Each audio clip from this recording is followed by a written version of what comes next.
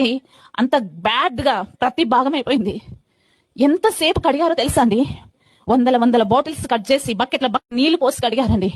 కడిగి ఆ పేగుల్ని కడిగి పనికిరాని పేగులన్నీ కట్ చేసేసి మళ్ళీ పేగులు జాయింట్ చేసి ప్రతి పాట్ ని క్లియర్ చేసి లోపల పెట్టి కుట్లేసి ఈ కడుపులో కుడి వైపున ఎడం వైపున రంధ్రాలు పెట్టేసి పెద్ద